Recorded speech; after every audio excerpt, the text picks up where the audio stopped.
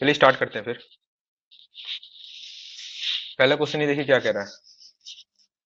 पहला क्वेश्चन कह रहा है कि in wire line drilling technique only NX and BX size drill holes are used.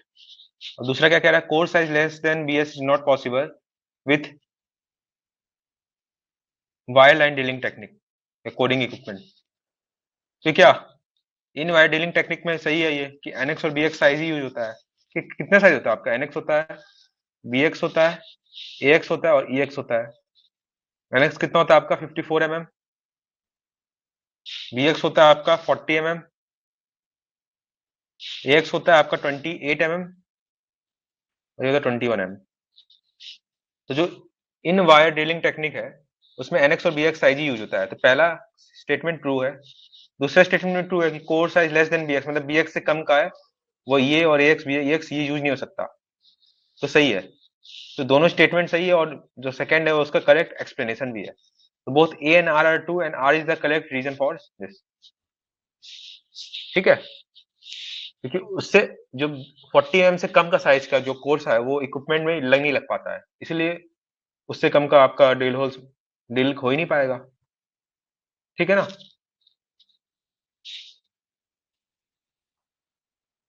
ठीक है।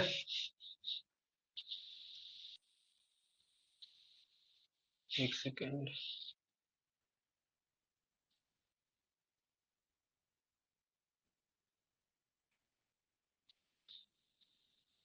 हम्म।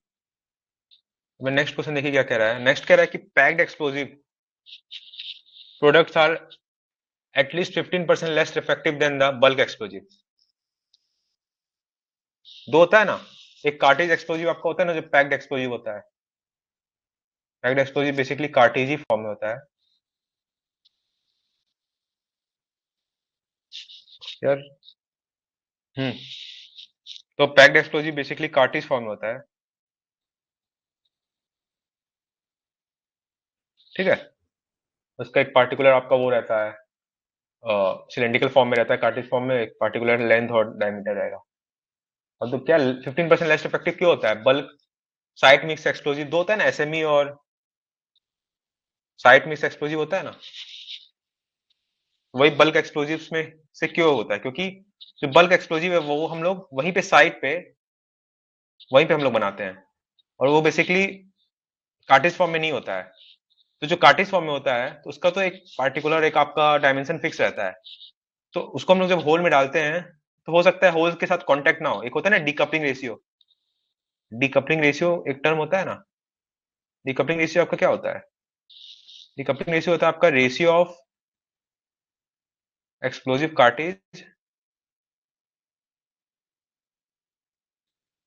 डिवाइड बाय, सॉरी रेशियो लिख रहा हूँ, मतलब डायमीटर लिख देते हैं। Diameter of explosive cartridge divide by diameter of borehole. ठीक है, ये होता है डीकपलिंग रेशियो। आपका होता है diameter of explosive cartridge divide by diameter of आपका बोरहोल। तो ये इस केस में पैक एक्सप्लोजिव के केस में ये आपका 1 से कम होगा, क्योंकि डायमीटर ऑफ एक्सप्लोजिव्स वो डायमीटर ऑफ बोरहोल से कम होता है, तो कांटेक्ट नहीं होता है पूरा। ठीक है, जैसे ये है दिख रहा है आपका, ऐसे ये है।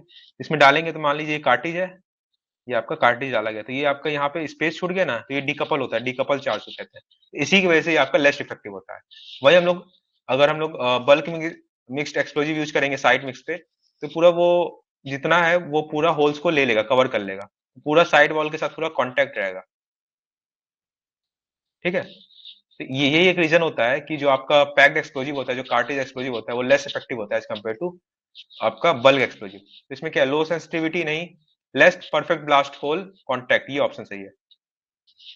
जो ब्लास्ट होल से कांटेक्ट रहता है उससे आपका कम रहता है, परफेक्ट नहीं रहता है। ठीक है, चले आगे।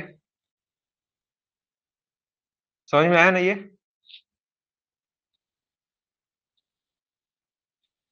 बोलो भाई।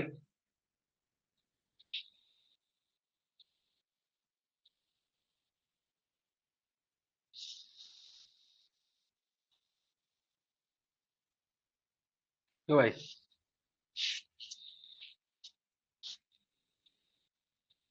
एक सेकंड।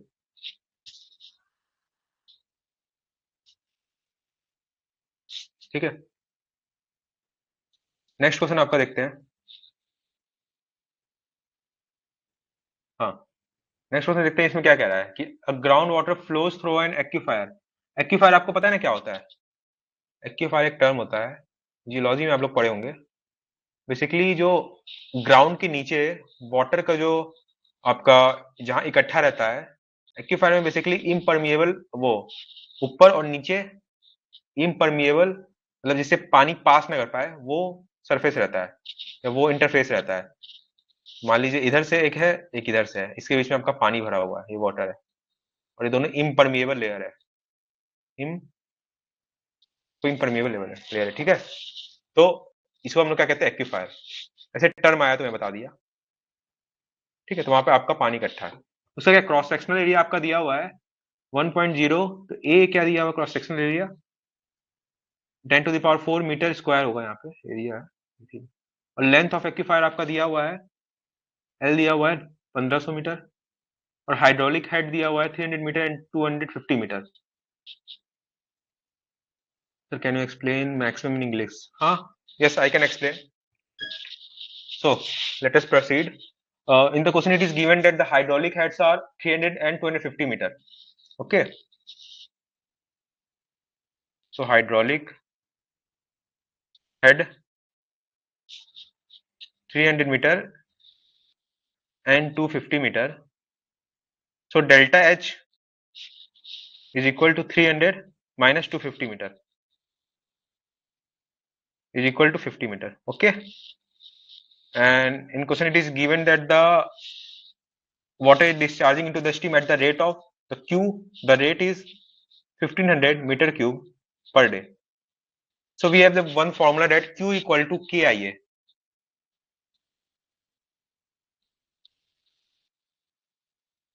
या मैं दोनों में बोल दे रहा हूँ, हिंदी इंग्लिश में, ठीक है, कोई प्रॉब्लम नहीं होना चाहिए इसमें। सो Q इक्वल टू के आई एक फॉर्मूला होता है, where Q is the flow rate, okay, K is hydraulic conductivity,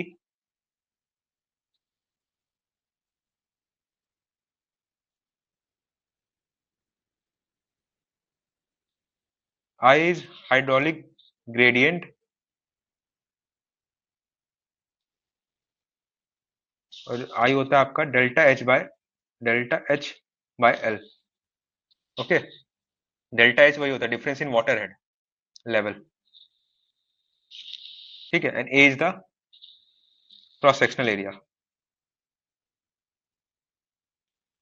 so Q in question it is given 1500 meter cube per day. K we have to find out the K. I is equal to delta H, we have already calculated 50 divided by L. L is the length 1500 meter, so it is 30, 1 by 30 into surface area 10⁴. Okay, so K is equal to metre square में था, metre square cut with metre cube, metre will left 1500 into 30 divided 1 2 3 4, so 3 will cut down, 45 divided by 10 which is equal to 4.5 meter per day. Hydraulic conductivity is 4.5 meter per day. Okay, ठीक है ना, समझ में आया ना? ये formula आप लोगों को पता था ना, Q इक्वल टू के आई ए। ये आप लोग रॉक मैकेनिक्स स्टार्ट हुआ है क्या आप लोग का? रॉक मैकेनिक्स में भी फॉर्मूला आप लोग को मिल जाएगा, जब वहां पे परमेबिलिटी पोरोसिटी का पढ़ाया जाता है, तब ये आता है फॉर्मूला। हाइड्रोलिक कंडक्टिविटी में आता है, मल्टीपल इलेक्ट्रिक कंडक्टिविटी पढ़ाया जाता है ना, तो उसमें टॉपिक आता है, ठीक है। Q इक्वल टू के आई ए, ठीक है। हाइड्रोलिक हेड जो तुम पूछ रहे हो, क्या why we term the use the term head, तो हेड आपका क्या वाटर लेवल का बेसिकली हाइट बताता है, प्रेशर डिफरेंस होता है बेसिकली। 30 मीटर हाइट पे वाटर है तो कितना प्रेशर बॉटम में लगाएगा, वो तो रो जी एच होगा, तो हेड हम लोग बेसिकली जैसे मोटर नहीं होता, मोटर इतने हेड पे ले जा रहा, मतलब मोटर एक क्वांटिटी ऑफ पानी को उतने हेड पे ले जा रहा है, तो एक मोटर का वो एक प्रेशर होगा, रो जी एच, एच वो उसका हो जाता है हेड। ठीक है सुनील, क्लियर है?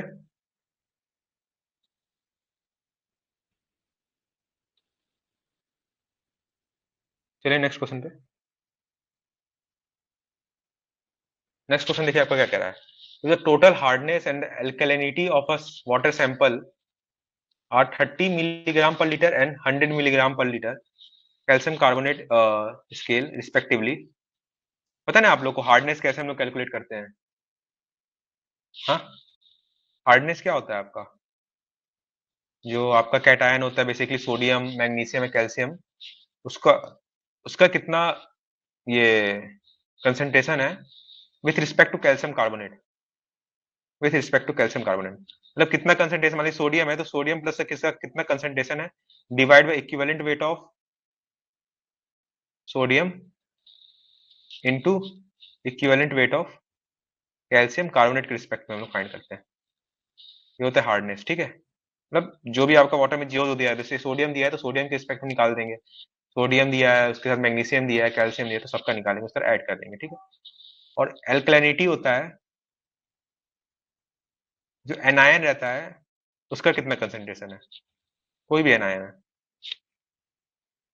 ठीक है, जो एनायन रहता है उसका कितना कंसंट्रेशन है, डिवाइड बाय उसका equivalent weight, weight of anions और जितने भी हैं, और इनटू आपका मल्टीप्लाई कर देते हैं आपका equivalent weight of calcium carbonate के रिस्पेक्ट में भी फाइंड करते हैं कैल्शियम कार्बोनेट। ठीक है, ये समझ में है ना, हार्डनेस, टोटल हार्डनेस, एल्कलिनिटी। ठीक है, तो इफ द टोटल हार्डनेस और एल्कलिनिटी आपका अलग अलग दिया हो, then its carbonate and non carbonates hardness पूछ रहा है। कार्बोनेट्स का हार्बोनेट कितना, सॉरी, कार्बोनेट्स का हार्डनेस कितना होगा और नॉन कार्बोनेट्स का कितना होगा। ठीक है, तो देखिए कार्बोनेट्स आपका क्या होता है, SCO3 माइनस होता है तो ये एनायन हो गया, और एनायन से आपका क्या आता है, एल्कलिनिटी आता है। तो जो एल्कलिनिटी आपका सैंपल का है वही कंसेंट्रेशन आपका HCO3 माइनस का होगा, सिंपल है। तो आपका कितना होगा, एल्कलिनिटी कितना होगा, 100, और जो आपका टोटल हार्डनेस होता है वो आपका होता है कार्बोनेट का हार्डनेस। ये अलग कॉन्सेप्ट है, ये जो मैं बताया स्टार्टिंग में, मैं इसका फॉर्मूला के थ्रू बता दिया हूँ हार्डनेस और एल्कलिनिटी कैसे निकलता है। ठीक है, ये इस क्वेश्चन में नहीं पूछ रहा लेकिन टर्म आया तो मैं बता दिया। अब देखिए टोटल हार्डनेस होता है carbonate hardness plus non carbonate hardness. ठीक है, कार्बोनेट हार्डनेस आपका दिया है, मतलब जो एल्कलिनिटी है वही होता है कार्बोनेट हार्डनेस, वो 100 है। टोटल हार्डनेस आपका दिया है 300, तो नॉन कार्बोनेट कितना आ जाएगा, 200 आ जाएगा, हार्डनेस आपका आ जाएगा 200 मिलीग्राम पर लीटर। तो ठीक है, तो कार्बोनेट और नॉन कार्बोनेट हार्डनेस आपका कितना आ जाएगा, 100 और 200 respectively. Okay, it is clear now?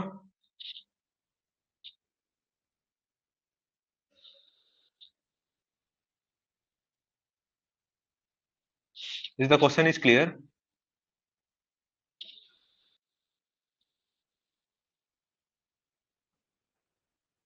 Now let us see the next.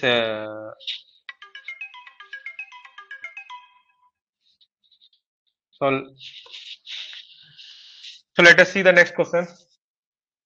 Next question देखते हैं हम लोग। इसमें क्या दे रहा है कि एक सैंपल ऑफ ग्राउंड वाटर, उसका पीएच दिया हुआ है 7, न्यूट्रल है मतलब, और कंटेन 122 मिलीग्राम पर लीटर ऑफ बाइकार्बोनेट्स। बाइकार्बोनेट्स क्या होता है, HCO3 माइनस, नहीं होता है।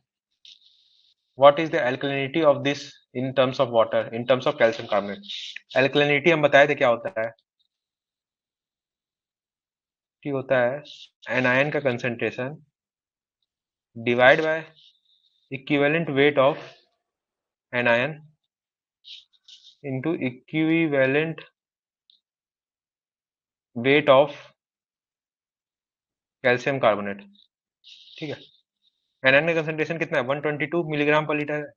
इसका इक्विवेलेंट वेट कैसे निकलेगा, इसका वेट कितना है, एटॉमिक वेट कितना है इसका, मॉलिक्यूलर वेट, एच का 1, कार्बन का 12 और ऑक्सीजन का 16 इंटू 3,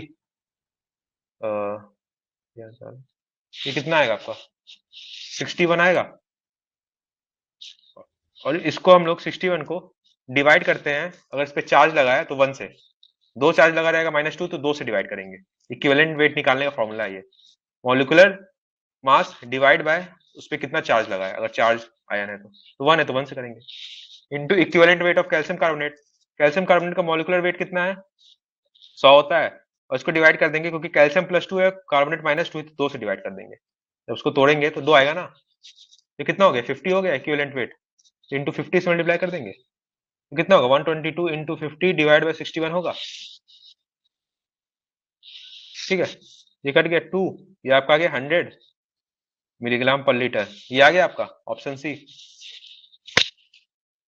समझ में आया, इक्विवेलेंट वेट का कॉन्सेप्ट आप लोग पढ़े होंगे 11th 12th में, वही चीज है कंटिन्यूएशन यहाँ पे।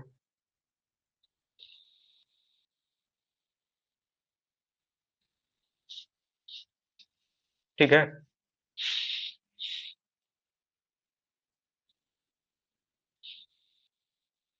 इसमें क्या है, इसमें कुछ नहीं, फॉर्मूला बेस्ड क्वेश्चन है ये मयूर।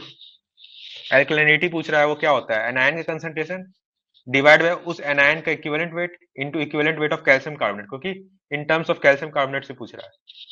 ठीक है, अब एनायन कंसंट्रेशन क्वेश्चन में दिया है 122 मिलीग्राम पर litre, equivalent weight of anion और equivalent weight of calcium carbonate निकाल दिए। इक्विवेलेंट वेट ऑफ एनायन क्या है, इसका मॉलिक्यूलर वेट कितना है, 1 प्लस कार्बन का 12 प्लस ऑक्सीजन का 16 इंटू 3 है, क्योंकि क्योंकि 3 है, 61 डिवाइड बाय 1 कर देंगे क्योंकि यहाँ पे इसका माइनस चार्ज 1 है, 2 था 2 करते हैं। इस तरह कैल्शियम कार्बोनेट का निकालें, 100 उसका मॉलिक्यूलर वेट है, उसको डिवाइड 2 से करेंगे क्योंकि कैल्शियम +2 होता है, कार्बोनेट -2 होता है, तो 2 चार्ज दिख रहा है इसलिए 2 से डिवाइड किए तो 50 आ गया, 100 डिवाइड बाय 2 50, फॉर्मूला पुट कर दिया, आ गया। ठीक है,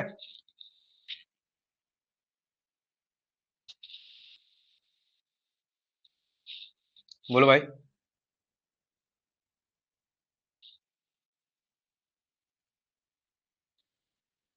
नेक्स्ट देखते हैं, नेक्स्ट क्वेश्चन देखिए क्या कह रहा है, कह रहा है कि a dumpy level was set up with its eyepiece over a peg A, the height of instrument above the peg is 1.31।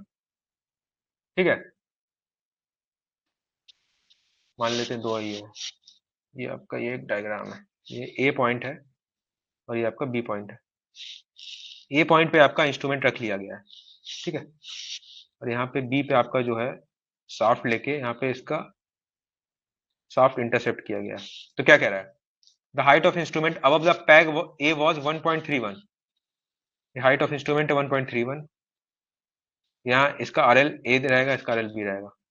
ठीक है, मान लेते हैं, और the reading over the another peg, मतलब बी पॉइंट पे शाफ्ट रख के इंटरसेप्ट लिया गया, इसका रीडिंग आया आपका कितना है, 0.9 मीटर आया है, ये कह रहा है। ठीक है, अब फिर क्या कह रहा है, ये जो पॉइंट ए है ये बी था, अब बी पे आपका इंस्ट्रूमेंट रख दिया गया, level was then removed and setup near B, instrument को बी पे रखा गया है और यहाँ पे शाफ्ट लगाया गया है और इसको आपका मान लीजिए, इसको आपका इंटरसेप्ट किया गया है। ठीक है, तो height of instrument at B, ये हाइट ऑफ इंस्ट्रूमेंट है 1.43 और the reading on the staff A was 1.84। ठीक है, यहां तक समझ में आया, और इसका आरएल आप ए कह दीजिए, इसका आरएल बी कह दीजिए। समझ में आया क्वेश्चन क्या कह रहा है, इंस्ट्रूमेंट को एक बार ए पे रखा गया, वहां हाइट ऑफ इंस्ट्रूमेंट दिया है, बी पे शाफ्ट लगा के इंटरसेप्ट किया गया तो आया 0.9 मीटर, वही दूसरी बार बी पे रखा गया, उसका हाइट ऑफ इंस्ट्रूमेंट 1.43 है, अब ए पे शाफ्ट लगा के इंटरसेप्ट लिया गया तो आया 1.84 मीटर। डायग्राम समझ में आया अभी तक,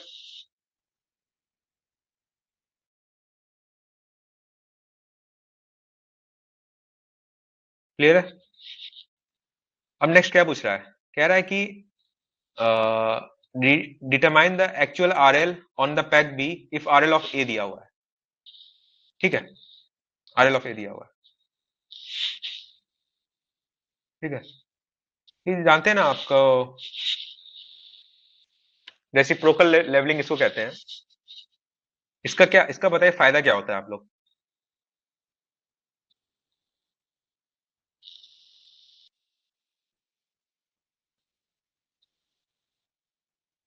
हेलो, ऑडिबल है? हेलो, स्क्रीन विजुअल है क्या? बीच में लग रहा है कनेक्शन गया था।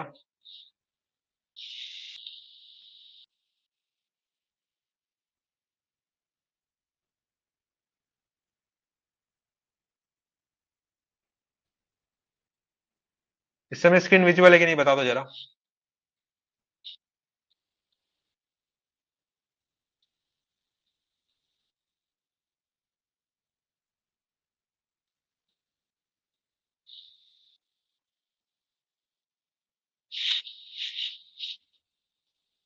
हेलो,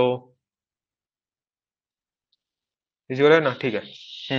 तो इसका ये होता है फायदा कि मान लीजिए जब ए पे रख के हम लोग बी का लिए हैं, तो यहाँ पे कुछ करेक्शन आप लोग को पढ़ाया था ना, कंबाइंड करेक्शन आएगा।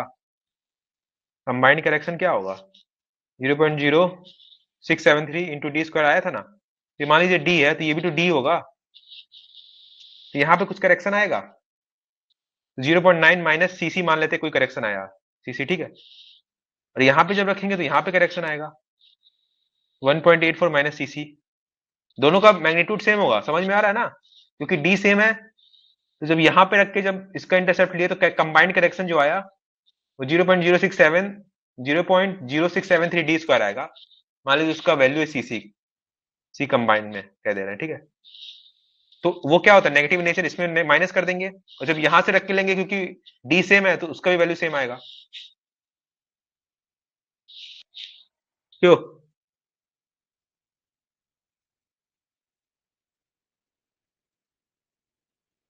ठीक है, तो इसमें बोथ आपका कैंसिल हो जाएगा, तो यहाँ पे आपको आपको करेक्शन कंसीडर ही नहीं करना पड़ेगा। यहाँ देखिए ना, आर एल ऑफ इसका इसका इक्वेशन लिखिए, आर एल ऑफ ए का। आर एल ऑफ ए, इसमें प्लस कर दीजिए हाइट ऑफ इंस्ट्रूमेंट, तो 1.31 है। ये लेवल का आर एल आ गया। इसको इक्वेट कर दीजिए इस साइड से, इधर का क्या, R L of B plus जो शाफ्ट का इंटरसेप्ट आया है 0.9 मीटर माइनस सीसी। समझ में आया? अब इधर लिख दीजिए, इधर क्या है, नीचे वाले का लिखिए इक्वेशन वही, R L of A plus 1.84 minus C is equal to R L of B plus 1.43। ये समझ में आया ना इक्वेशन कैसे लिखे हैं? ठीक है। It eliminates the error due to curvature and refraction. जो कंबाइंड करेक्शन आता है कर्वेचर और रिफ्रैक्शन से, दोनों का एलिमिनेट कर देता है। तो इक्वेशन समझ में आया ना कैसे लिखे हैं? इसका आरएल है, ये पॉइंट का आरएल है, इसमें प्लस ये हाइट कर दी 1.31। इसका आरएल है आरएल बी, इसमें प्लस ये हाइट कर दीजिए, दोनों सेम लेवल पे, दोनों को इक्वेट कर दीजिए। दोनों इक्वेशन में ये लिख दिए, इन दोनों क्या क्या ऐड कर दीजिए, 2 times of RL of A plus 1.31 plus 1.84। CC आपका कट जाएगा, इधर भी माइनस इधर भी माइनस से कट जाएगा। क्या हो जाएगा, 2 times of R L of B plus 0.9 plus 1.43। ये आया?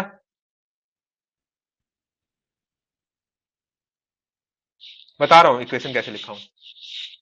देखो, इसका आर एल मतलब क्या है, इस पॉइंट का हाइट दिया हुआ है ए का। अब ये कह रहा है कि हाइट ऑफ इंस्ट्रूमेंट है 1.31, और यहां से शाफ्ट का इंटरसेप्ट किया गया है, यहाँ शाफ्ट रख के। तो आर एल ऑफ ए में 1.31 ऐड करोगे तो ये पॉइंट का आर एल आएगा। और ये देखिए, ये सेम, ये लाइन जो है हॉरिजॉन्टल है, ये भी सेम लेवल है। तो यहाँ पे अब आर एल ऑफ बी में जब 0.9 ऐड करोगे तो इस पॉइंट का आर एल आएगा, और दोनों सेम लेवल पे है, तो दोनों को इक्वेट कर सकते हो, बराबर कर सकते हो। हाँ,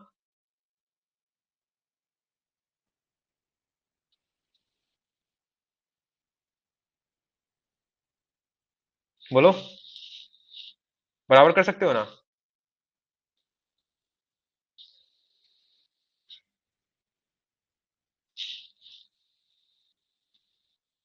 बोलो भाई, रजनीश वीटी। तो वही यहाँ की है। इस तरह यहाँ देखिए R L of A plus 1.84 minus C C इस पॉइंट का है। यहाँ पे R L of B plus 1.43 ये इस पॉइंट का, दोनों हॉरिजॉन्टल लाइन है, सेम लेवल है, तो दोनों को इक्वेट कर दिए। समझ में आया अब? सीसी इसलिए किए हैं क्योंकि हम आपको दिखा रहे हैं कि दोनों कट जाता है। क्वेश्चन में लेने का अभी यहाँ पे आपको हम लोग सिखा रहे हैं ना। डिस्कशन में तो हम पूरा बता सकते हैं ना क्यों सीसी लिए हैं, क्योंकि क्वेश्चन आप डायरेक्ट करेंगे तो डायरेक्ट करके आप सॉल्व कर देंगे। लेकिन अभी तो आपको डिस्कशन कर रहे हैं, तो अभी आपको समझना चाहिए ना, ये क्वेश्चन आपका रेसिप्रोकल लेवलिंग का, इसका फायदा इसलिए होता है, इसमें जो कंबाइंड करेक्शन है वो एलिमिनेट हो जाता है। मान लीजिए अगर बस एक तरफ का आपका दिया रहता तो यहाँ पे कंबाइंड करेक्शन लेना पड़ता ना। मेरा सुबह क्लास अटेंड किए थे क्या कंबाइंड करेक्शन वाला? उसमें मैंने एकदम अच्छे से बताया था कंबाइंड करेक्शन के बारे में। दिखाता हूँ।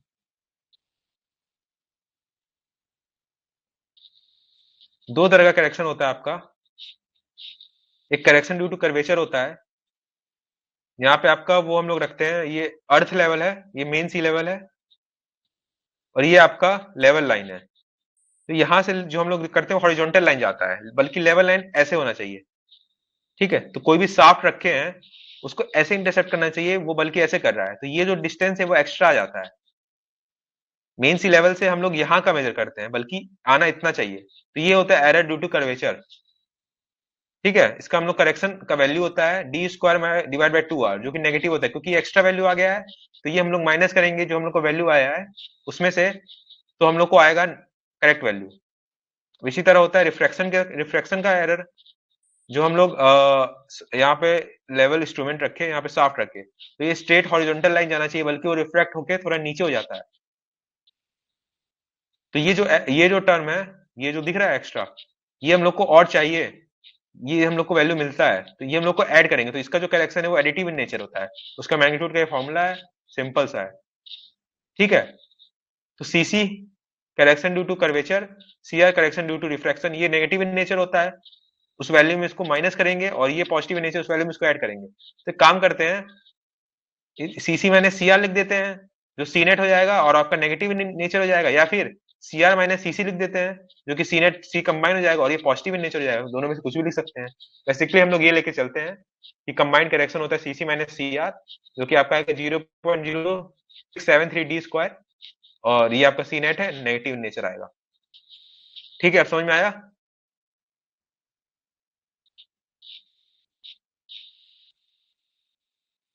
तो अभी तो यहाँ पे क्वेश्चन में लेके नहीं चलना है, आप खुद समझ जाएंगे कि कट जा रहा है, लेकिन अभी आपको पता होना चाहिए ना। मैं इसलिए लिखा हूं क्योंकि आपको दिखाना है।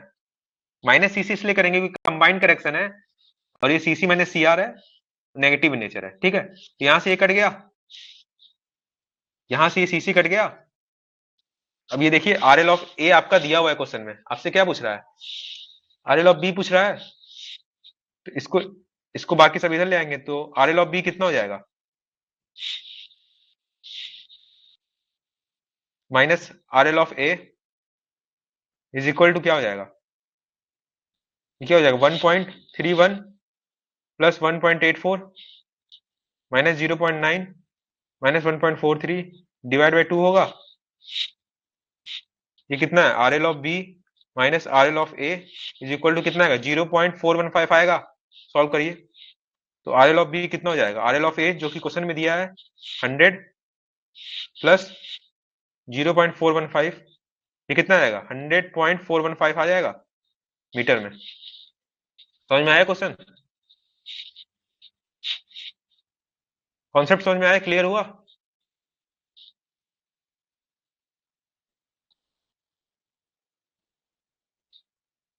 बताओ।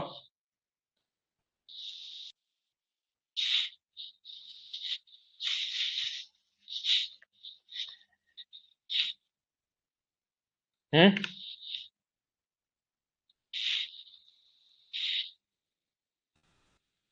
लैग हो रहा है क्या यार? आवाज आ रही है ना? हेलो, आवाज नहीं आ रही है? ये क्लियर नहीं हुआ?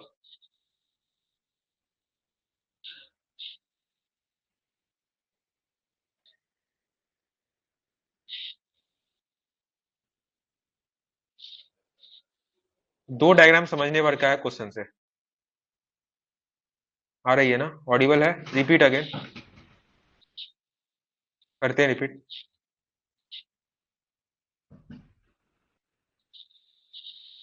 एक सेकंड जरा।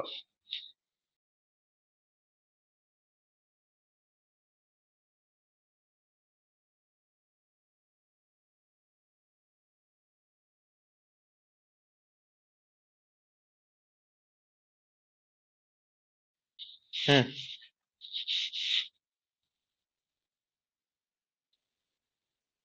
इस क्वेश्चन में ये कह रहा है कि एक ए पॉइंट पे इंस्ट्रूमेंट रखा गया है जिसका हाइट है 1.31। वहां से हम लोग बी पॉइंट पे शाफ्ट रख के इंटरसेप्ट किया गया है जिसका हाइट आया है 0.9 मीटर। तो अब देखिए इसका इक्वेशन कैसे लिखेंगे। Are L of A plus 1.31 लिखेंगे। आर एल ऑफ ए क्या है? इस पॉइंट का हाइट है मेन सी लेवल से। इसमें ये हाइट ऐड कर देंगे 1.31, तो इस पॉइंट का हाइट आ जाएगा। उसी तरह R L of B height है मेन सी लेवल से, उसमें 0.9 माइनस सी सी, या फिर हटा दीजिए, उसको ऐड करेंगे तो इस पॉइंट का हाइट आ जाएगा। दो पॉइंट हॉरिजॉन्टल लेवल में उनका हाइट सेम ही होता है ना, तो वही इक्वेट किए है ना यहाँ पे। पहला इक्वेशन ऊपर वाले डायग्राम से लिखे हैं, दूसरा इक्वेशन नीचे वाले डायग्राम से लिखे हैं। नीचे वाले डायग्राम का क्या है, अब इंस्ट्रूमेंट बी पे प्लेस हो गया है और सेम वही काम साफ्ट लगा के ए पे इंटरसेप्ट लिया जा रहा है। तो वही ठीक है, दूसरे डायग्राम से ये इक्वेशन लिखा गया है। अब दो इक्वेशन आप सॉल्व करिए। दो इक्वेशन है, सीसी कट जाएगा आपका, आर एल ऑफ ए दिया हुआ है, आर एल ऑफ बी निकल जाएगा ना। क्वेश्चन समझ में आया कि नहीं है बताओ भाई? तो प्रॉब्लम तो नहीं है, क्योंकि इसी तरह क्वेश्चन आते हैं गेट में भाई। सिंपल क्वेश्चन नहीं पूछेगा आपसे, तो ये भी सिंपल ही क्वेश्चन है। नेक्स्ट क्वेश्चन में चले। क्वेश्चन देखिए आपका क्या कह रहा है। एक 4 मीटर लेवलिंग स्टाफ है, ठीक है। हम लोग इधर से थे, इधर से होता है ना। अभी क्या मीटर लेवलिंग स्टाफ है, 20 मीटर आउट ऑफ प्लम, तो सीधा रखना है। उसको आया गया कि वो ए है। होना आपका, होना से चाहिए था, लेकिन वो पाया गया ऐसे है।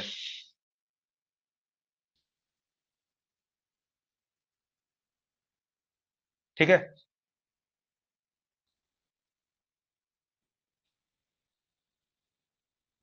ठीक है ना। 20 सेंटीमीटर आउट ऑफ प्लम में अगर उसका रीडिंग है, वही देखिए 4 मीटर से लेवलिंग हम लोग मारे, यहाँ पॉइंट आया आपका 3.10 में। तो 3.10 ये हॉरिजॉन्टल नहीं है। होना तो ऐसे चाहिए था, हॉरिजॉन्टल डिस्टेंस होता। इस पे कोई आपका हो गया, तो ये डिस्टेंस जो आया, ये डिस्टेंस, ठीक है। तो देख रहे हैं आपका ये ऐसे एक ट्रायंगल बन रहा है। यहाँ 00 मीटर, इसको एक्स मान लेते हैं। ये 20 है, और ये बड़ा वाला का टोटल कितना है, 4 है ना। 4 मीटर का लेंथ है, और 4 मीटर में क्या रहा है कि 20 centimetre out of plumb. 0 metre में ये कितना आउट ऑफ वो होगा, वो निकालना पड़ेगा ना। तो सिमिलर ट्रायंगल आपस में सिमिलर है, तो ये रेशियो बराबर होता है ना, एक्स आ जाएगा 3.1 डिवाइडेड 4 × 20। एक्स कितना आ जाएगा, 15 सेंटीमीटर आ जाएगा, जो कि होगा 0.15 मीटर। ठीक है,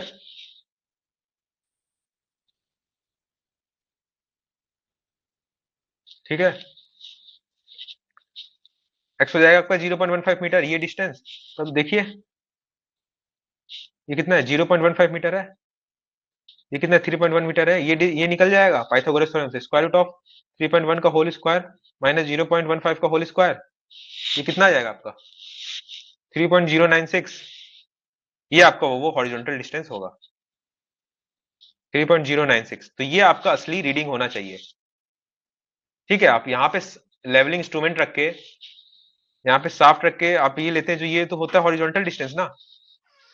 अब आपका ये जो लेवलिंग स्टाफ है थोड़ा टेढ़ा है, इस पे तो ऑटोमेटिक मार्किंग हुआ रहता है, तो आपका आना ये चाहिए ना। लेकिन आ कुछ और रहा है, जो यहाँ पे मार्किंग है। तो मार्किंग वाला डिस्टेंस क्या दिखा रहा है, ये डिस्टेंस। ये जो आउट ऑफ है 20 सेंटीमीटर पूरे के लिए, इसके लिए हम लोग एक्स निकाल देंगे, और ये पाइथागोरस थ्योरम निकाल के लगा देंगे।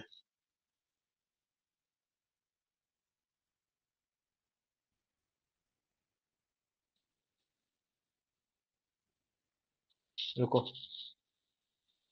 इसमें क्या कह रहा है,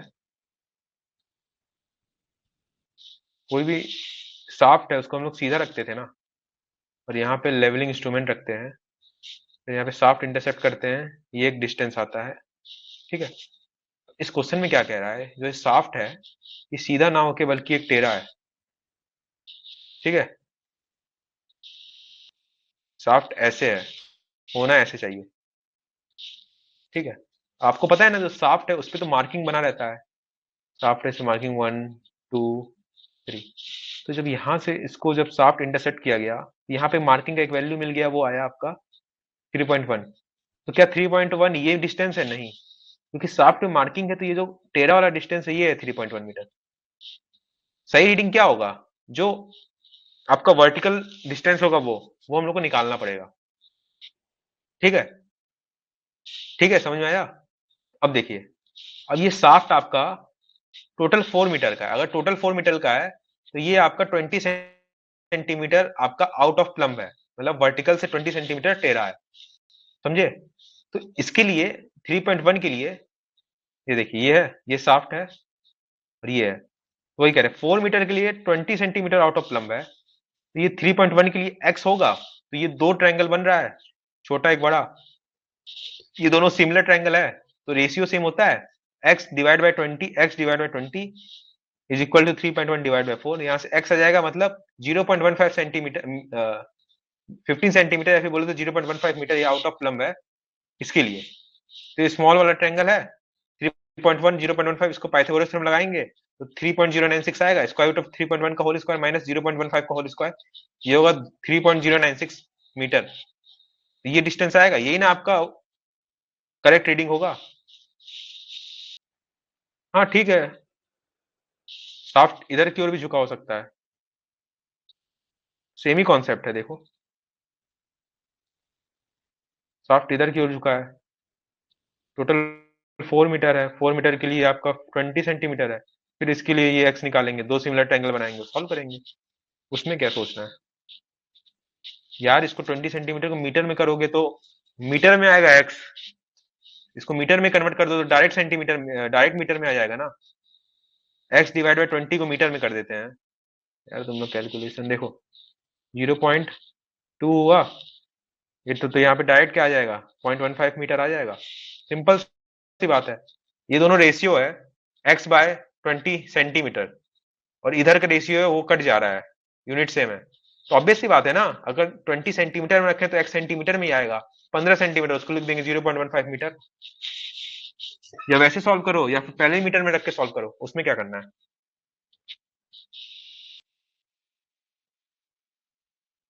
ठीक है, देखो तो तुम्हारा शाफ्ट होता है ना, उस पर रीडिंग बना होता है 0 1, ऐसे 2 3। अब वो टेढ़ा हो चाहे सीधा हो, सीधा होकर हम लोग मारेंगे तो यहाँ से जो हम लोग को वैल्यू दिखेगा वही बताएंगे, अब टेढ़ा होकर ही मारेंगे तो यहाँ पे जो हम लोग को वैल्यू दिखेगा वही हम लोग कहेंगे।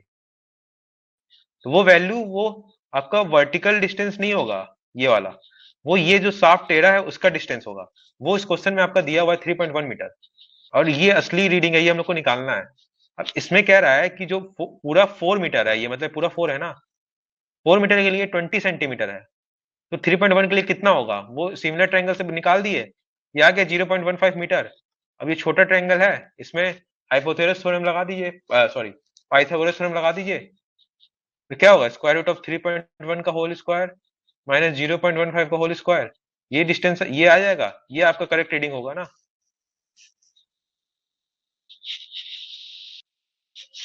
बोलो भाई,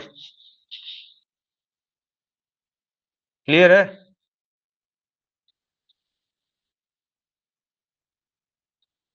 अब देखो इस तरह का बहुत क्वेश्चन मिलेगा तुमको।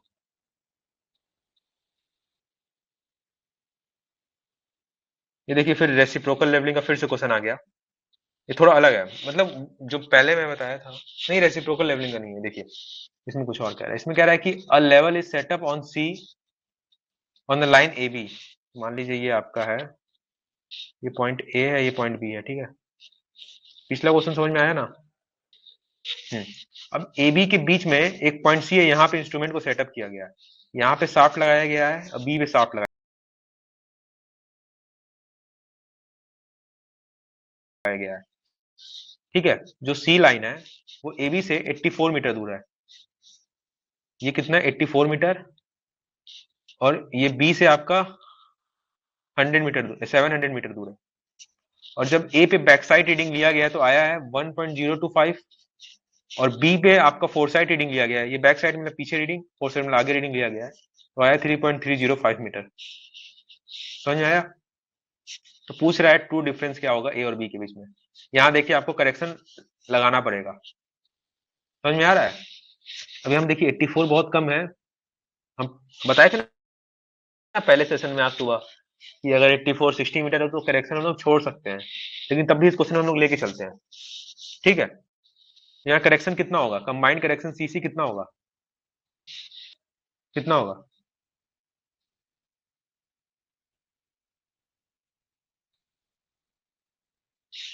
0.0673 इंटू 80.84 का होल स्क्वायर होगा, और यहाँ आएगा करेक्शन कंबाइंड 0.0673 इंटू 0.7 का होल स्क्वायर, तो किलोमीटर में रखते हैं ना, कितना होगा 0.084। ठीक है, इसका वैल्यू निकालिए, कितना आएगा, निकालिए।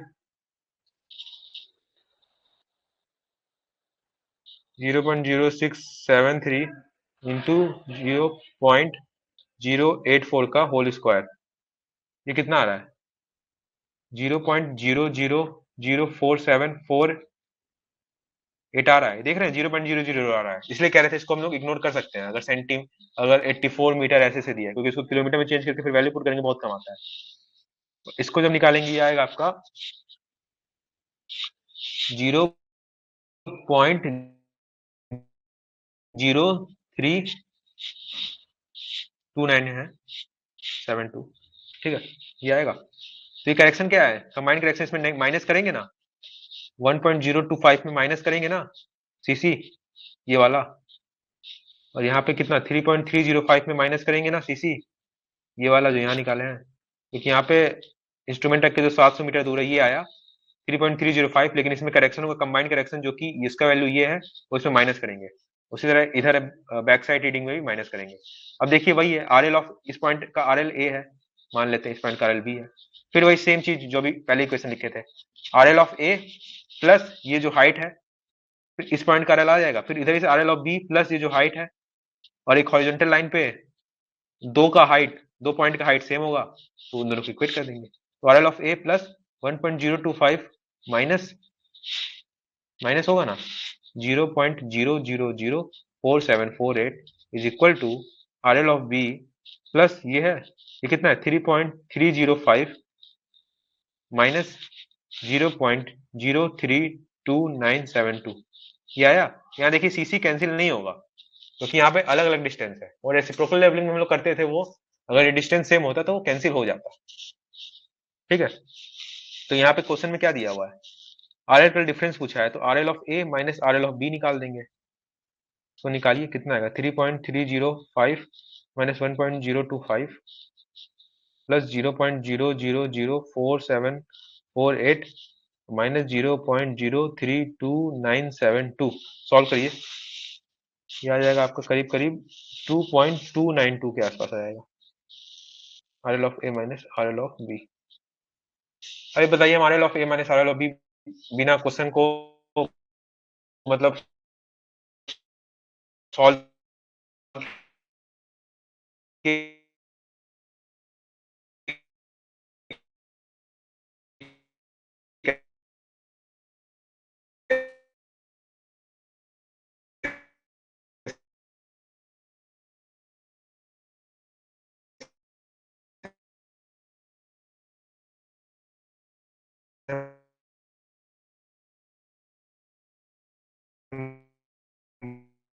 हम जान कि ए हाइट पे ज्यादा है, बी कम है, क्योंकि ए कम कब होगा, आवाज आ रही है,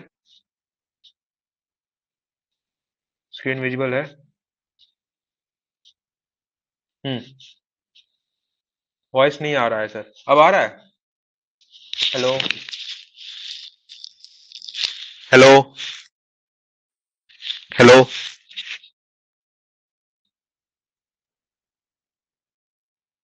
अभी जो क्वेश्चन बताया ये तो मतलब समझ में आया है ना? ठीक है, चलो। तो हाँ, हम आंसर तो निकल गया। अब हम क्या पूछ रहे थे आपसे? साउंड कट रही है, कंटिन्यूअस नहीं है। ठीक है, देखते हैं। ये क्वेश्चन तो सही हुआ ना सॉल्व? हाँ, अब इसमें क्या कह रहा है, हम क्या बोले कि बिना मतलब डायग्राम हम कैसे बना दिए कि ए ऊपर होगा बी नीचे होगा, क्योंकि जब हम देखें कि जो वैल्यू है, ए का रीडिंग कम है बी का रीडिंग ज्यादा है। ए का रीडिंग कब आएगा? जब जो शाफ्ट लगाएंगे वो ज्यादा हाइट पे रहेगा, और बी का जो शाफ्ट लगाएंगे बी पॉइंट वो कम हाइट पे रहेगा। तभी तो वो डेप्थ ज्यादा कवर करेगा, उस पे शाफ्ट का रीडिंग ज्यादा आएगा। तो ये सब थोड़ा ट्रिक होता है जानने का। ठीक है, सही डायग्राम बन जाता है इससे।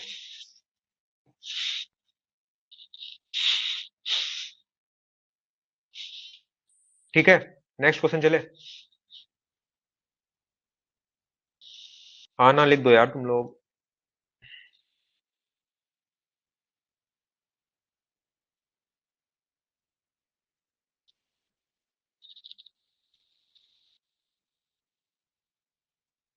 क्या back sir? Previous question?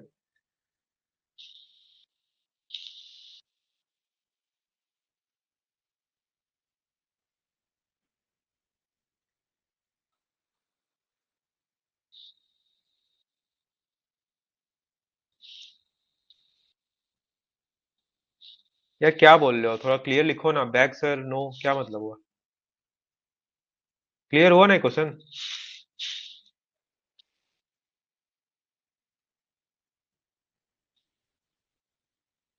Next चलूं?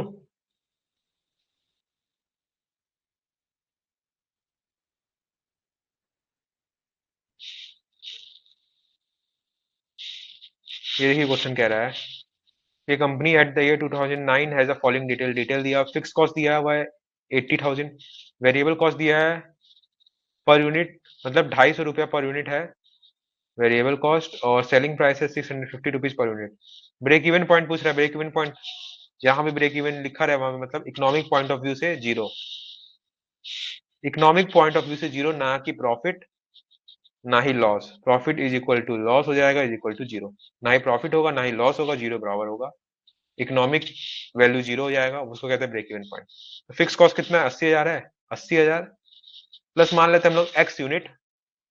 एक्स यूनिट जो इकोनॉमिक पॉइंट पे है वो क्वांटिटी है। ठीक है, तो वेरिएबल कॉस्ट कितना आएगा? 250 पर यूनिट है, तो एक्स का एक्स से मल्टीप्लाई कर देंगे। ये क्या है आपका?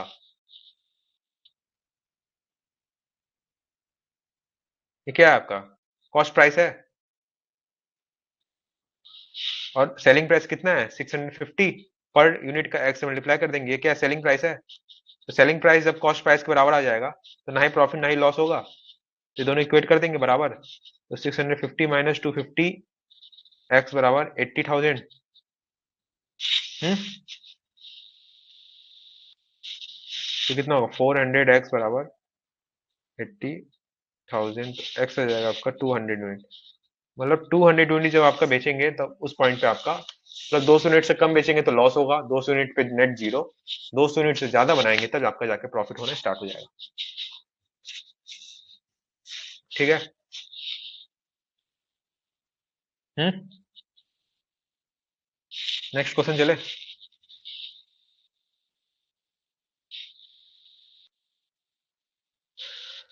तो क्वेश्चन कह रहा है कि person wishes to have a future sum of 1,50,000, 1,50,000 for his son's education after 8 year from now. मतलब एक बंदा चाहता है कि उसके पास अभी से 8 साल बाद 1.5 लाख रुपया हो। ठीक है, और वो अभी सिंगल पेमेंट अभी कुछ रुपया जमा करता है।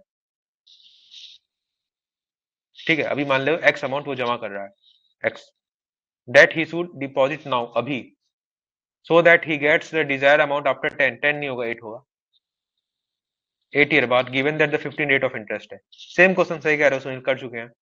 क्या एक्स अमाउंट है, इस पे रेट ऑफ इंटरेस्ट 8 साल बाद के बाद टोटल वैल्यू कितना हो जाएगा? 8 साल बाद इसका वैल्यू कितना हो जाएगा? 1 plus rate of interest 0.15 to the power of 8 हो जाएगा। और वो वैल्यू किसके बराबर? वो उसको चाहिए 8 साल बाद 1.5 लाख के बराबर। यही ना है?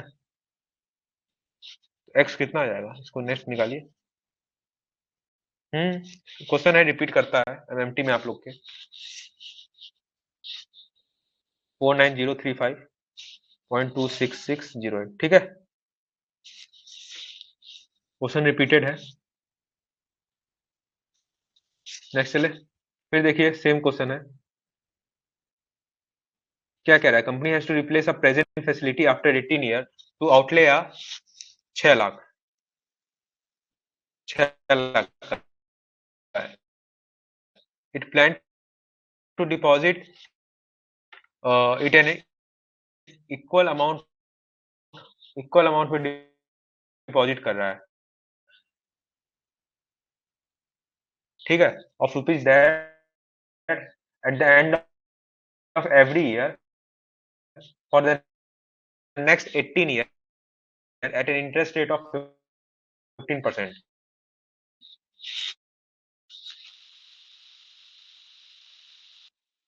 ठीक है।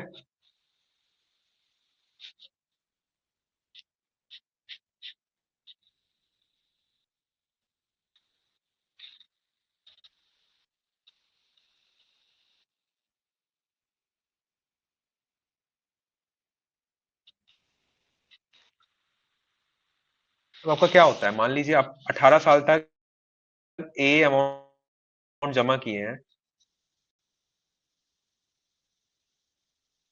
एन्युटी का फॉर्मूला क्या होता है, तो नेट प्रेजेंट वैल्यू का फॉर्मूला क्या होता है, अभी नेट प्रेजेंट वैल्यू क्या है, A into 1 + I to the power of n-1 divide by 1 + I to the power of n into I होता है। अब इसको काम करिए, इधर भेज दीजिए। NPV into 1 + I to the power of n, ये क्या हो जाएगा, A into 1 + I to the power of n-1 divide bye हो जाएगा n साल बाद उसका वैल्यू। तो वही कह रहा है, company has to replace the present facility after, मतलब कंपनी को 18 साल बाद उसको रिप्लेस करेगा, तो 18 साल बाद उसको 6 लाख रुपया चाहिए, और वो अभी से हर साल उसको बाद 6 लाख रुपया मिल जाए, ठीक है। तो ये ना होता है, यही ना होगा एनपीवी, ना होगा आपका 6 लाख, ये होगा एन्युटी ए जो जमा करेगा 1 + डिवाइड बाय 0.15, ये ना होगा। इसको सॉल्व करिए, ए आ जाएगा 6 लाख इंटू 0.15 पावर ऑफ 18 - 1, ठीक है। समझ में आया क्वेश्चन ना, बोलो भाई।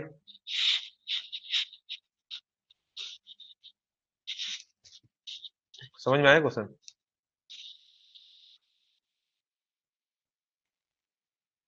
में कह रहा है कि 18 साल बाद उसको 6 लाख रुपया चाहिए, और अभी से कुछ एक्सेस अमाउंट जमा करना स्टार्ट करेगा 18 साल के लिए at the interest rate of 15%, तो वो एक्स अमाउंट कितना होगा। आगे चले,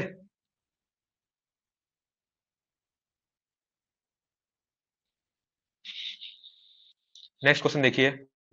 the holes treated with chemical in cementation process is called, वो तो यहाँ पे कौन सा सीमेंटेशन प्रोसेस की बात चल रही है, कौन से सीमेंटेशन प्रोसेस की बात चल रही है बताइए।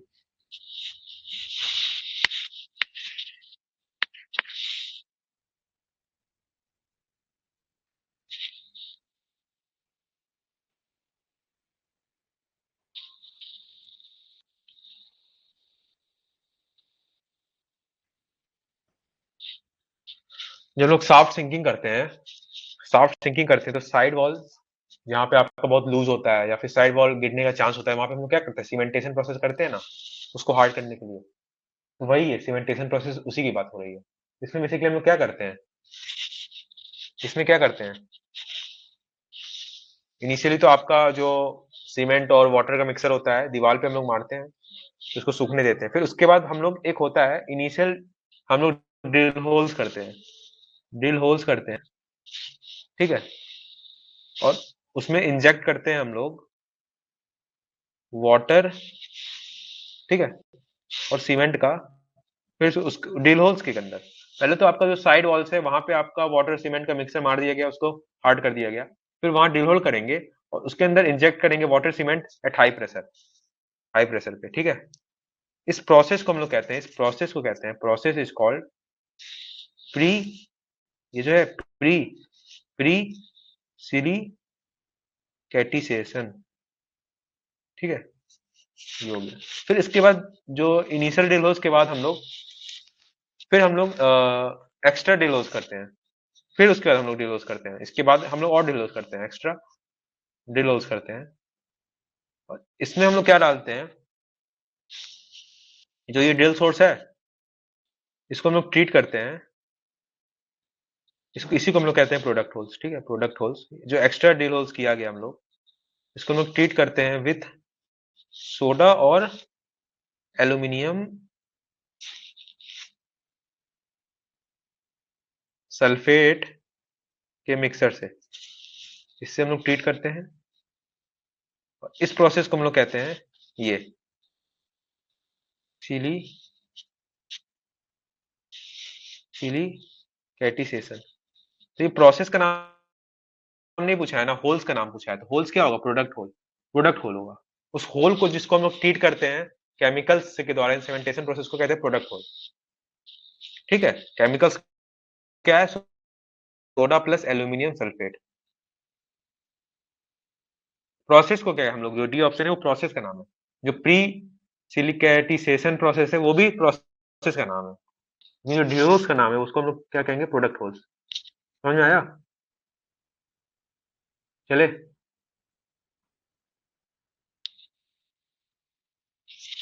अभी देखिए क्या कह रहा है इसमें से, which of the following rotary method can be used to get a core of blocks. Core of blocks समझ में आ रहा है ना आपका, प्रोस्पेक्टिंग में काम आता है, एक्सप्लोरेशन में, एक्सप्लोरेशन ऑफ ड्रिल होल्स करते हैं।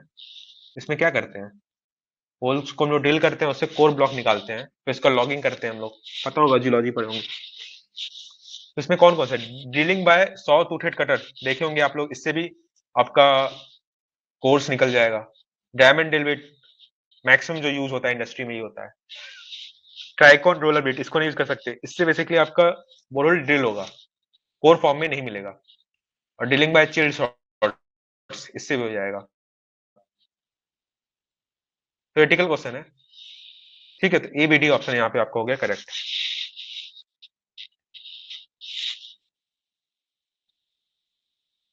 ठीक है,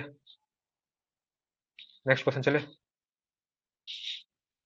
ये कह रहा है कि which of the following is not related to blasting accessories. इसमें से कौन सा ब्लास्टिंग एसेसरीज नहीं है, क्रिम्पर है, लेजर नहीं है, राइडेट है, कॉर्ड डिले है। ठीक है, क्रिम्पर क्या होता है, क्रिम्पर आपका क्या करता है, वो क्रिएट करता है सिक्योर कनेक्शन बिटवीन, जो secure connection between wires and connectors. जो कनेक्टर्स होता है, जिसे दो वायर कनेक्ट करते हैं और वायर्स के बीच में सिक्योर कनेक्शन बनाता है, इस क्रिम्पर का यूज करते हैं। ठीक है, रेडिट क्या होता है, रेडिट आपका क्या होता है, नॉन इलेक्ट्रिक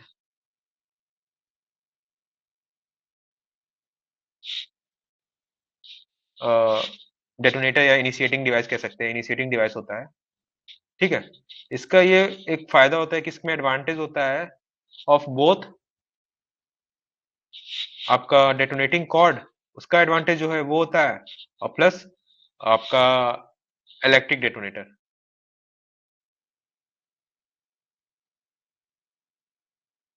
इन दोनों का एडवांटेज ये अकेला मिलकर उठाता है। इसमें बेसिकली क्या होता है, प्लास्टिक ट्यूब होता है, हम लोग रिएक्टिव रिएक्टिव मेटल इसमें डाला जाता है। ठीक है, ये आपको यूज किया जाता है टू प्रोवाइड द आपका, इज यूज टू प्रोवाइड, या फिर ब्लास्टिंग पैटर्न, इनिशिएटिंग पैटर्न क्या है, इनिशिएटिंग पैटर्न क्या है, ये सब किससे होता है, कॉर्ड रिले से। ठीक है, तो ये लेजर आपका नहीं होगा। चले,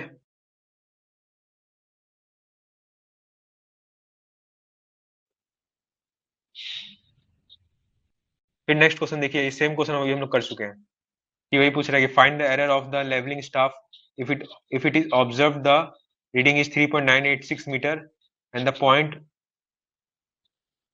अब cited as 15 centimetre off of the vertical through the bottom. इसमें क्या कह रहा है, इसमें क्वेश्चन में ये नहीं दिया है कि ये स्टाफ का लेंथ है और पूरा स्टाफ किस पे वो है।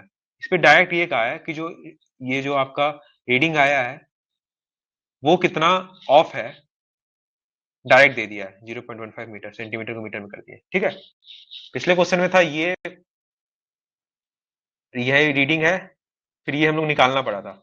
इस क्वेश्चन में डायरेक्ट दिया हुआ है कि जो आपका रीडिंग है वो कितना ऑफ है, वही डायरेक्ट आप सॉल्व कर दीजिए। तो एक लाइन का क्वेश्चन है, 3.986 का होल स्क्वायर माइनस 0.15 का होल स्क्वायर, सॉल्व करिए, आएगा 3.9888 अप्रोक्स 3.99, ठीक है। पाइथागोरस, सब बेसिक चीजें हैं, कॉन्सेप्ट क्लियर होना चाहिए, कॉन्सेप्ट क्लियर है तो फिर बेसिक पाइथागोरस लगाना है, ठीक है।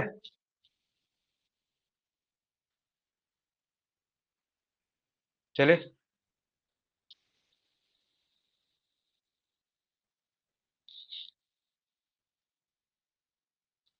ये देखिए प्रॉपर आपका ये जो आपको रेसिप्रोकल लेवलिंग कहते हैं उसका क्वेश्चन है, ठीक है। क्वेश्चन पढ़ लीजिए एक बार आप लोग। ये क्वेश्चन कर लेते हैं एक और, रिपीटेड क्वेश्चन है, आप लोग खुद इसको सॉल्व करिए, देखिए उसके बाद खत्म कर देंगे आज का सेशन।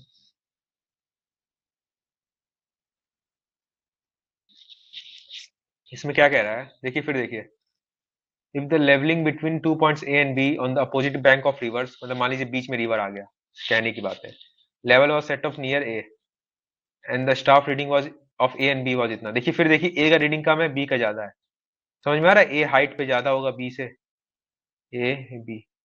और यहाँ पे नियर मतलब ये नहीं कहा कि ए के ऊपर है, ए के नियर लगाया गया है, ये जो डिस्टेंस है बहुत कम होगा, इसका करेक्शन इग्नोर मार देंगे। और यहाँ पे है इसका रीडिंग, ये डिस्टेंस है आपका 1.285 और ये है 2.860, ठीक है। इसका फॉर्मूला भी होता है, आप लोग डायरेक्ट फॉर्मूला से भी सॉल्व कर सकते हैं। अभी हम आज ही ये एक बार इसका जो प्रॉपर मेथड है उससे सॉल्व करते हैं, और एक फॉर्मूला हम आपको रटा देंगे कि आगे से जब भी ये क्वेश्चन आए तो उसको आप डायरेक्ट फॉर्मूला से फटाफट रख के सॉल्व कर दीजिए, ठीक है। इसका क्या आर एल है, फिर वही है, इसमें करेक्शन किधर आएगा, इधर आएगा, क्योंकि ये डिस्टेंस बहुत कम है तो यहाँ पे करेक्शन नहीं आएगा, और ये डिस्टेंस अच्छा खासा है तो यहाँ पे करेक्शन आएगा। वही रेसिप्रोकल लेवलिंग, करेक्शन कट जाता है, माइनस सी सी कर देंगे, वो एक वैल्यू आया डी से। फिर सेम क्वेश्चन है, अब ए की जगह बी बी के पास रखा गया है इंस्ट्रूमेंट, पॉइंट बी है, ठीक है। यहाँ सॉफ्ट है, यहाँ सॉफ्ट है, यहाँ इंटरसेप्ट किया गया, डायग्राम गलत बन गया, तो नीचे बना देते हैं, ठीक है। ये है पॉइंट बी है, पॉइंट ए है, यहाँ पे इंस्ट्रूमेंट रखा गया, सॉफ्ट है, ठीक है, सॉफ्ट इंटरसेप्ट कराया गया। तो इसमें क्या है, ए और बी का रीडिंग है, ए का है 0.860, उसका 2.220, कितना है 0.860 और ये 2.220, ठीक है। फिर इसमें करेक्शन यहाँ पे नहीं आएगा, यहाँ पे वही डिस्टेंस सेम है तो सी सी, ठीक है। फिर वही है, इसमें आर एल ऑफ ए, इसमें ऐड करेंगे क्या 1.295, इसका आर एल आ गया, और यहाँ से आर एल ऑफ बी, इसमें ऐड करेंगे क्या 2.860 माइनस सी सी होगा, फिर इन दोनों को आपस में इक्वेट कर देंगे,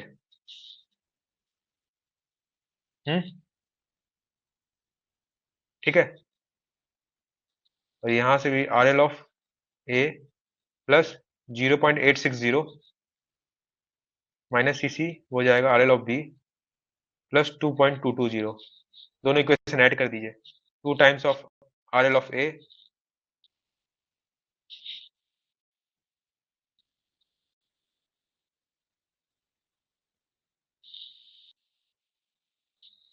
ठीक है, 2 times of R L of A plus 1.295 plus 0.860 हो जाएगा 2 times of R L of B plus 2.860 plus 2.20, ठीक है। फिर वही है, R L of A minus R L of B आपका हो जाएगा 2.860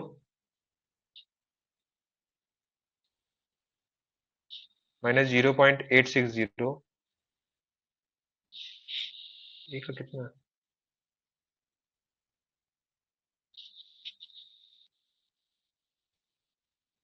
प्लस 2.220,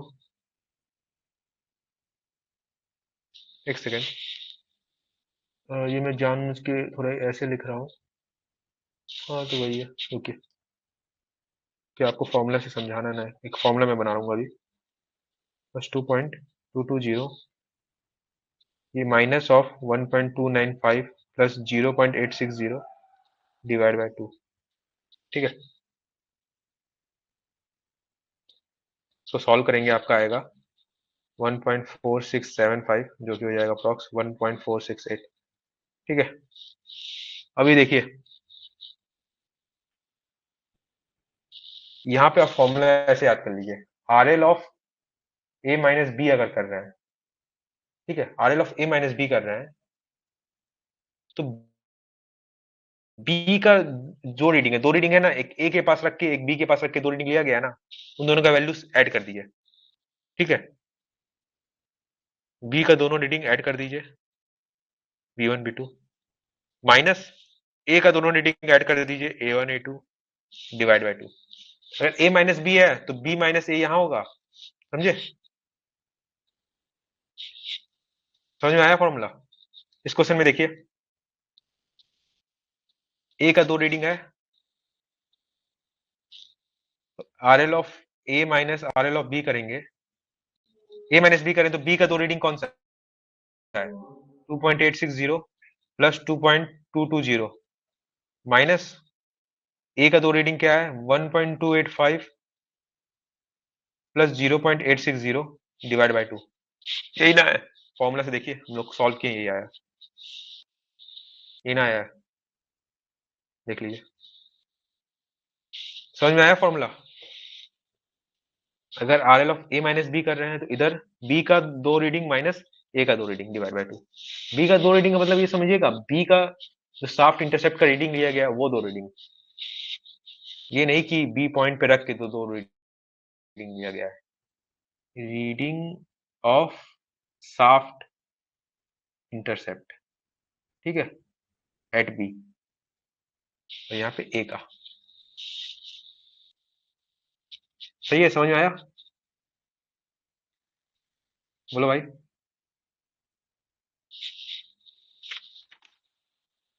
हम्म,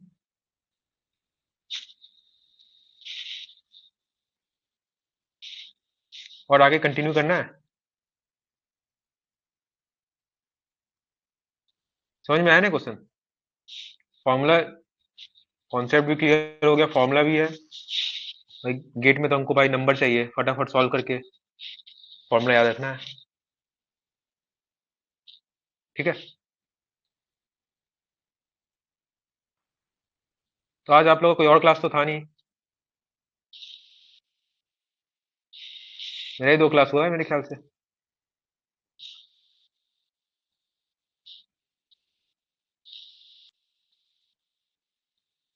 ठीक है, फिर आज से क्लास कंक्लूड करते हैं हम लोग, ठीक है।